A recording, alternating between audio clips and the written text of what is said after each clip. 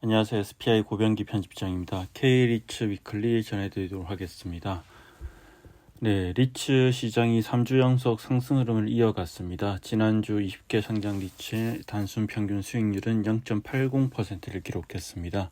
최근 3주간 주간 상승률을 보면 1.47%, 0.93%, 0.80% 이렇게 상승폭이 다소 둔화되긴 했지만 상승세를 이어가고 있습니다. 이 미국 연방준비제도 이사회의 11월 연방공개시장회의에서 금리 인상에 대한 우려가 완화되고 또 이후에 금리 인상에 영향을 줄 수 있는 중요한 경제 지표인 고용지표와 소비자 물가지수 등이 긍정적으로 나오면서 이제 미국의 10년물 국채금리도 크게 하락을 하고 있고 전반적으로 이제 리츠 시장에 영향을 줄 수 있는 금리 이슈들이 완화되면서 이 긍정적인 영향을 미치고 있는 것으로 풀이되고요. 좀 더 구체적으로 살펴보도록 하겠습니다. 지난주 시장에서 가장 주목했던 지표는 이제 10월 미국 소비자 물가 지수입니다. 10월 미국 CPI 상승률 같은 경우에는 전년 동기 대비해서 3.2% 상승한 것으로 나타났습니다. 이는 지난 7월 이후에 가장 낮은 수치이고요. 변동성이 큰 에너지와 식품을 제외한 건원 CPI 상승률도 전년 동월 대비해서 4.0% 상승한 것으로 나타나면서 둔화세가 지속됐습니다. 건원 CPI 상승률 역시 2022년 9월 이후에 2개월 만에 가장 낮은 수치입니다.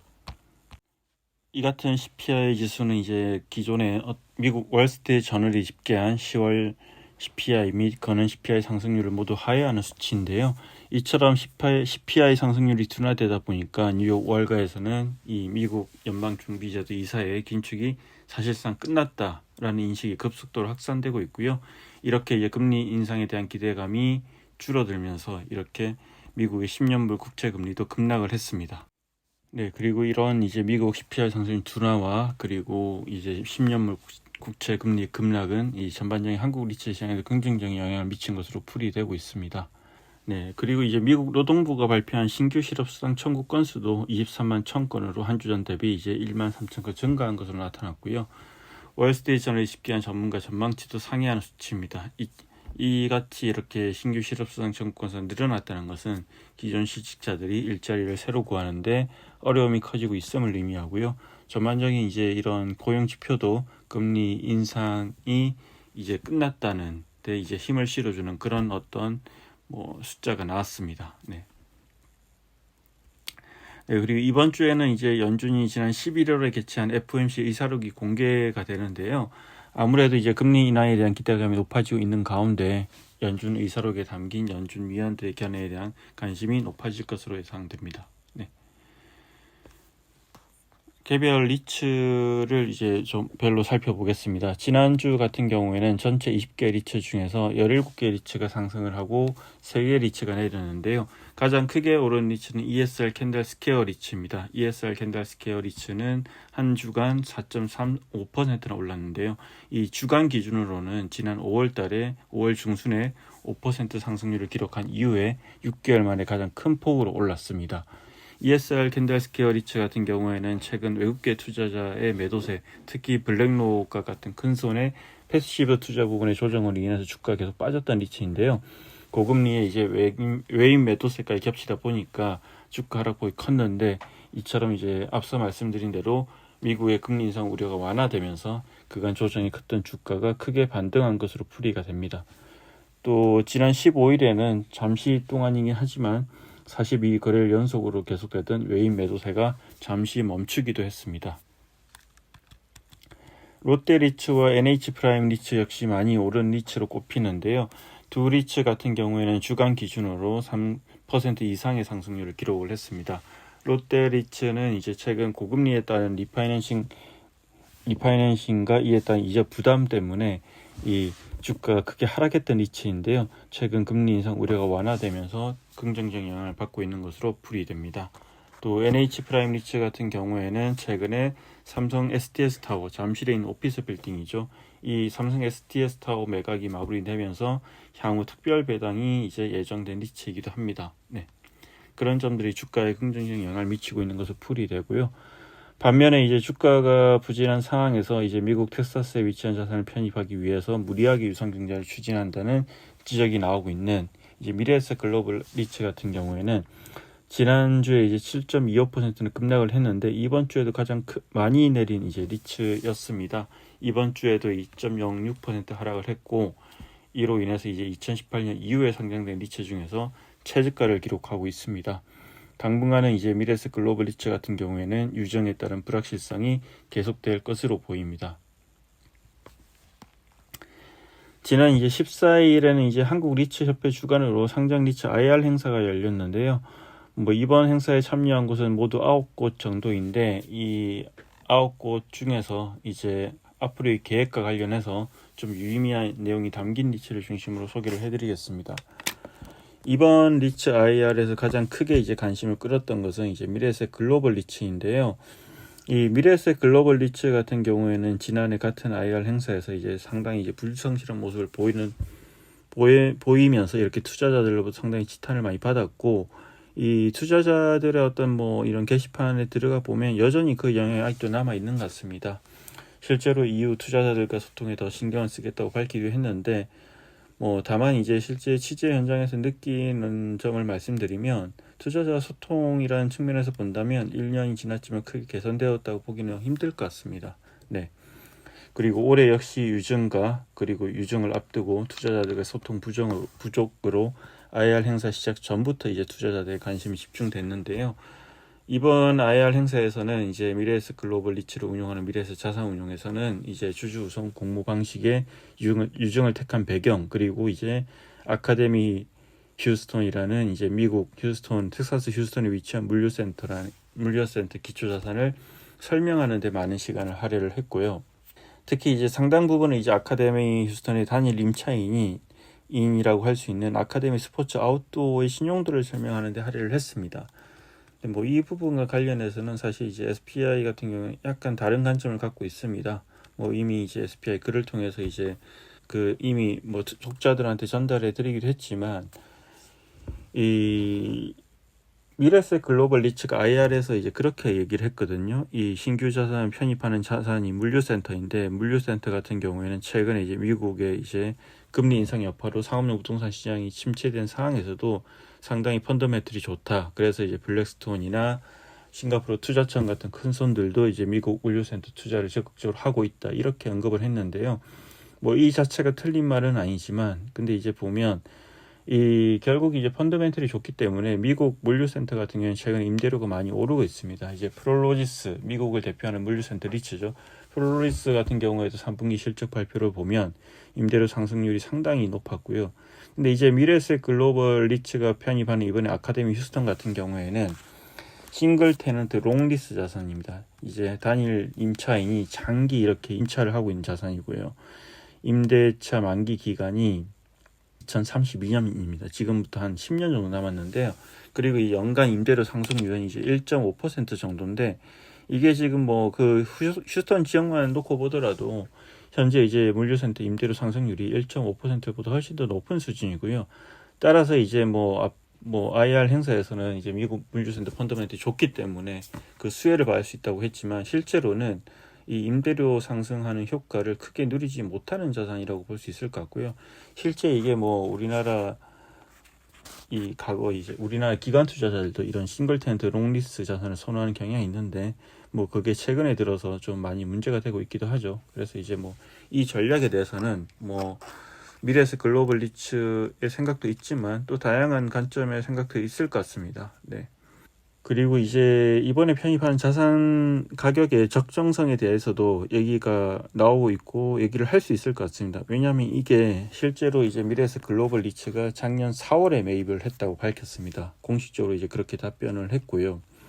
근데 이제 그 이후에 이제 그러니까 그 당시에는 증권사 이제 몇 곳과 이제 손을 잡고 이제 자산을 인수했는데, 바로 이제 유상증자를 통해서 자산을 편입하려고 했지만 그게 안 됐기 때문에 뭐 이렇게 두 차례 정도 연기가 되면서 지금 결국은 지금 시점에서 이제 인수를 하는 건데요.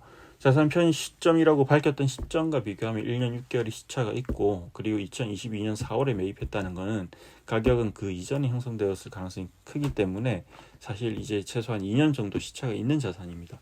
근데 이제 미국 같은 경우에도 물류센터 펀더멘털이 아무리 좋다고 해도 최근 1년, 2년 사이에 상당히 이런 자산 가치가 많이 하락이 됐습니다.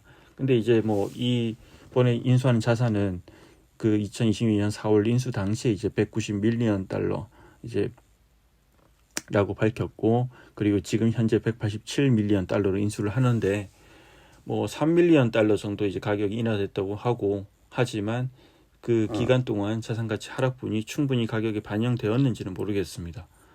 반영되지 않았다고 이제 생각을 하고요. 그런 부분들이 상당히 주주들 입장에서는 충분히 이의를 제기할 수 있는 부분이라고 생각을 합니다. 물론은 이제 미래 같은 경우에는 뭐 금리, 우호적인 금리 조건을 승계한다든지, 그리고 어떤 뭐 다른 부대 비용을 줄일 수 있는 구조를 통해서 이 자산 가치 가격을 좀 인하한 효과가 있다고 했지만, 사실 그 구조 자체는 작년 4월에 인수를 했다고 하더라도 크게 달라지지 않은 부분이 지지 않았을 부분이기 때문에, 그 부분이 최근에 어떤 미국 상업용 부동산 시장의 가격 하락이 반영됐다고 보기는 힘들 것 같습니다. 네. 또한 뭐 사실 이제 지금 뭐 주주들이 가장 크게 의문을 제기하는 것 중에 하나는, 지금 굳이 이 시기에 주가가 이렇게 하락한 시기에 유증을 해야 되느냐, 이런 질문들이 많은데, 이 부분에 대해서는 특별히 언급을 하지는 않았습니다. 네. 그리고 이 지난주에는 이제 미래에셋 글로벌 리츠 유증 발행가가 2,340원으로 확정되기도 했죠. 이 역대 K리츠 증자 발행가 중에 가장 낮은 가격이고요. 지난 10월 5일에 첫 유상증자 계획을 발표했을 당시 예정 발행가 3,060원 대비해서도 20% 이상 낮아진 가격입니다. 그리고 이제 이어서 지난 15, 16일 이틀 동안 이제 구주주 청약을 진행을 했는데요. 청약률이 28.96%에 거쳤습니다. 뭐 그래서 이게 상당히 이제 낮은 수준인데, 미래에셋 글로벌 리츠 앞서서 증자를 추진했던 이 SK 리츠 같은 경우에도 79.67%였고, 이지스 밸류나 신한알파 리츠 같은 경우에는 100%를 넘었었죠. 이와 비교하면 이게 상당히 낮은 수준입니다. 네. 미래에셋 글로벌 리츠 이전에 이제 시장에 좀 뭔가 화두가 되었던 리츠가 SK 리츠였죠. 이제 SK 하이닉스 수처리 센터 편입, 그리고 대규모 유증으로 인해서 투자자들로부터 많은 질타를 받았던 리츠인데요. 이번 이제 IR 행사 같은 경우에는 이제 SK 리츠 운용의 신도철 대표가 직접 나왔습니다. 직접 나와서 이렇게 얘기를 했는데, 뭐 많은 부분들은 이제 그동안 SK 하이닉스 수출이 편입 당시에 했던 IR 당시에 했던 그 SK 하이닉스 수출이 편입과 관련된 그 타당성을 설명하는데 많은 시간을 할애를 했고요. 뭐 이 부분 자체는 기존에 했던 IR과 크게 다르지는 않았습니다. 그리고 이제 최근에 매각한 주유소 매각 관련 얘기도 좀 나왔었고요. 또 뭐 주주들이 여전히 우려를 하고 있는 뭐 내년에 또 추가로 대규모 유증을 하는 거 아니냐, 이런 우려에 대해서는 이제 강하게 뭐 그럴 계획이 없다고 얘기를 했는데요. 신도철 대표가 이제 주주 부담을 최소화할 거고, 또 실제로 이런 반복적인 유상 증자로 인해서 주주들의 피로도가 높아진 점을 실감하고 있기 때문에 현재는 이제 다양한 대체 방안을 검토하고 있고, 뭐 유증 없이 재무 구조를 안정화시키겠다, 이렇게 이제 다시 한번 확인하고 강조를 했습니다. 향후 어떤 모습을 보일지 지켜볼 필요는 있어 보입니다. 네, 그리고 ESR 캔들스퀘어 리츠 같은 경우에는 이제 12월에 만기가 돌아오는 3,764억 원 규모의 이제 리파이낸싱이 있는데, 이와 관련해서 이제 계획을 밝혔습니다. 다양한 방법에 대해서 검토한 결과 결국 이제 선순위 담보 대출을 이용하는 것이 가장 좋다는 결론에 도달했고, 그래서 선순위 담보 대출을 조달할 예정인데, 금리가 상당히 이제 최근 물류센터 시장의 분위기를 감안하면 우호적으로 나왔습니다. 현재 이제 물류센터들이 빌릴 수 있는 이자율이 아닌 서울 여의도 프라임급 오피스가 받을 수 있는 수준으로 거의 확정이 됐다고 밝혔고요. 4%대의 이자율이 예상이 됩니다. 뭐 이렇게 되면 기존 이자율이 2%대였던 점을 감안하면 이자 비용은 상당히 100억 원 정도 늘어나게 되지만, 향후에 이제 임대료 증가 분과 오펙스 감소분을 통해서 충분히 상쇄할 수 있다, 이렇게 이제 얘기를 했고요. 마스터원 프리미어 리츠 다음으로 얘기를 해보겠습니다. 이제 마스터원 프리미어 리츠 같은 경우에는 이제 뭐 이미 SPI에서 한번 이제 글을 통해서 소개를 해드린 바 있는데, 지금 이제 이슈가 되는 게 내년에 이제 매각 시점이 도래하는 프랑스 파리의 오피스 빌딩 크리스탈 파크입니다. 뭐 이 크리스탈 파크인데, 근데 지금 이제 유럽에서 이러한 자산을 매각하는 것은 상당히 어렵고요. 실제 오피스 거래가 잘 되지도 않고 있고, 매도자와 매수자 간의 어떤 가격 격차도 크기 때문에 지금 매입했다가는 제값을 받지 못할 가능성이 큽니다. 그래서 이제 이 마스턴 프리미어 리츠도 내년에 매각할 계획은 없다고 밝혔고요. 내년 상반기 매각 예정이었지만 금리 상승으로 이제 지금 팔기에는 적합하지 않기 때문에, 그리고 임대차 계약 기간도 3, 4년 정도 남아있는 시점이기 때문에 이게 또 자산 가치를 떨어뜨리는 요인이 될 수 있기 때문에 향후에 10년 정도 이제 연장을 해서 최소 2년 정도 이상 시간을 가지고 매각을 준비하겠다고 합니다. 네, 이 부분에 대해서도 뭐 SPI에서 소개해 드린 바 있지만, 이제 결국 이에 따라 이제 내년 7월에 만기가 다가오는 대출을 연장을 해야 되는데, 이에 따라서 또 리파이낸싱 리스크가 있을 수 있고 배당에도 영향을 줄 수 있는 부분입니다. 네. 이스 레지던스 같은 경우에는 이제 뭐 향후 계획을 상당히 길게 준비를 했는데요. 포트폴리오 확장, 수익성 개선, 자본순환, 이제 크게 세 가지 줄기로 이야기를 했고, 포트폴리오 확장 같은 경우에는 이제 기존의 전통적인 임대주택을 트레디셔널 레지던스라고 한다면 코리빙이나 기숙사, 시니어 하우징을 얼터너티브 레지던스 이렇게 구분을 하고 있는데, 첫 상장 당시에는 이제 트레디셔널 레지던스가 100%였고 이후에 이런 얼터너티브 성격의 레지던스를 확장을 해서 현재 7대3 비중을 유지하고 있다. 그렇게 하는 이유는 트레디셔널 레지던스 부분 같은 경우는 임대율도 상당히 높고 이 안정적인 자산이지만 아무래도 정부의 이제 규제 하에 있기 때문에 임대료 상승은 제한적이고, 그렇기 때문에 수익률을 높이기 위해서 얼터너티브 레지던스 비중을 늘려가고 있는 상황이다. 실제 얼티네티브 자산의 경우 타깃 리턴이 6.1%로 트레디셔널 레지던스의 목표 수익률이었던 5.2% 높고, 이를 합치면 결국 평균 목표 배당률도 5.6%로 상승했다 이렇게 밝혔지만, 다만 지금은 차입 비용 증가로 인한 이 역내 레버리지가 발생하면서 아직까지는 그 효과가 안 나타나고 있고, 향후에 이제 금리가 하락하면 이 부분이 이제 부각될 것으로 판단하고 있다 이렇게 얘기를 했습니다. 그리고 이제 마지막으로 이제 캐피탈 리사이클링 부분인데요. 일단은 이 당장은 유증은 쉽지 않다고 판단을 하고 있습니다. 뭐 주주들이 최근에 전반적으로 이제 유증에 대해서 많이 피로감을 느끼고 있고, 또 이제 주가의 안 좋은 영향을 미치는 걸 뻔히 알고 있기 때문에 유증은 당장 하지 않을 거고, 다만 기존 자산을 잘 운용하고 적기에 매각하고 또 재투자라는 모습을 보여주면서 일단 실적이 성장을 한 다음에 이제 그 다음에 유증이 필요하면 다시 시도를 하겠다 이렇게 이제 밝히고 있고요. 또 눈길을 끄는 부분 중에 하나는 자산 매각입니다. 이스트 레지던스 같은 경우에, 리츠 같은 경우에 지금까지 자산 매각을 한 번도 하지 않았는데요. 이제 디어스 명동이라고, 이제 명동에 위치한 코리빙이죠. 이게 내년 5월까지 투자 목표 기간을 잡고 있기 때문에 현재 자산 매각을 위한 초기 단계를 시작을 했고, 내년 상반기 중에는 결과가 나올 것으로 예상된다고 합니다. 네. 그 외에 이제 많은 리츠들이 이야기를 했는데요. 뭐 NH 오런 리츠, NH 프라임 리츠, 그리고 JR 글로벌 리츠, 뭐 이런 리츠들도 이제 발표를 했는데, 발표 내용을 보면 사실 이제 크게 이제 새로운 내용은 없고 운용 현황에 대한 얘기를 많이 했습니다. 그래서 그 부분은 생략하고 이제 소개를 해드렸습니다. 네, 그리고 뭐 사실 최근에 이제 리츠 운용력들 만나보면 상당히 이제 많이 피로감을 호소하고 있습니다. 아무래도 이제 리츠 시장이 오래 기간 부진하다 보니까 운용력들도 많이 지친 모양새가 역력한데요. 이제 그러다 보니까 운용력들이 이탈하는 사례도 나오고 있습니다. 이제 마스턴 프리미어 리츠 같은 경우에도 상장 주역 중 하나죠. 강시원 이사가 이제 회사를 떠나기로 했는데요. 그러니까 강시원 이사 같은 경우는 2020년에 이제 마스턴 투자운용에 합류를 해서 그해 이제 마스턴 프리미어 리츠 상장을 시도했고, 또 그때는 무산됐지만, 그리고 결국 이렇게 오랜 준비 끝에 지난해 5월 이제 상장을 하고 나서 지금까지 이제 마스턴 프리미어 리츠의 역사와 함께한 인물인데요. 이 뭐 삼성 SRE 출신이고, 또 이제 마스턴 프리미어 리츠를 이끌고 있는 조영미 대표와 함께 삼성생명 시절부터 오랫동안 호흡을 맞춰왔던 아주 호흡이 잘 맞았던 운영력이기도 한데요. 근데 최근에 얘기를 들어보면 주가가 안 좋고 하다 보니까 상당히 이제 많이 이제 힘들어했다고 합니다. 이 주주들한테는 아마 미안한 마음도 있었을 것 같고요. 그런 여러 가지 복합적인 감정 때문에 일단 회사를 떠난다고 하고요.